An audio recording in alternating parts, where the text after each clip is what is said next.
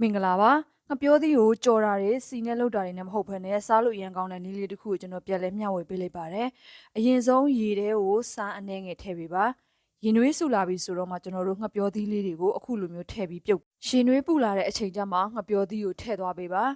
ပြုတ်တဲ့အခါမှာကျွန်တော်တို့အပေါ်ကနေအဖုံးအုပ်ပေးဖို့လိုပါတယ်ကျွန်တော်သုံးထားတဲ့ငှက်ပြောသီးကမှဲ့နေတဲ့အတွက်10မိနစ်လောက်ပဲကျွန်တော်ပြုတ်ထားပါတယ်တကယ်လို့နည်းနည်းမမှဲ့သေးဘူးဆိုရင်တော့အချိန်ကြာလေးပြုတ်သွားပေးပါအဲ့ဒါမှငှက်ပြောသီးရဲ့အဖန်ရည်တွေထွက်သွားမှာပါဒီကိုရင်နွေးတဲ့ကနေဆက်ဆဲပြီးချင်းကျွန်တော်တို့ရေအေးနဲ့ပြန်ပြီးတော့အေးခံထားရပါမယ်အတွင်းထဲကငှက်ပြောသီးရဲ့အသားအပူတွေထွက်သွားမှကျွန်တော်တို့ငှက်ပြောသီးကအသားတင်းတင်းလေးနဲ့စားလို့အရင်ကောင်းမှာပဲဖြစ်ပါတယ်ရေအေးနဲ့စိမ်ပြီးွားရင်ရေပြန်စစ်ထားပါရေချောက်သွားပြီဆိုတော့မှကျွန်တော်တို့ရဲ့ငှက်ပြောသီးလေးကိုအခုလိုမျိုးလှီးပြီးတော့အုံသီးနဲ့လည်းတွဲစားလို့ရတယ်လို့ကျွန်တော်တို့နှမ်းတောင်းလေးနဲ့လည်းတွဲစားလို့ရပါတယ်ဒါကတော့နှမ်းလော်ပြီးသားနဲ့တကြားရဲ့စားအနှဲငယ်ထည့်ပြီးတော့ကျွန်တော်ရောထောင်းထားတာပါအခုလိုငှက်ပြောသီးပြုတ်ကိုအုံသီးနဲ့စားတာထက်ဆိုင်ကျွန်တော်တို့အခုလိုမျိုးနှမ်းလေးနဲ့စားတာကအသစ်အဆန်းလေးဖြစ်ပြီးစားလို့အရင်ကောင်းပါတယ်ငှက်ပြောသီးအသားတင်းတင်းလေးနဲ့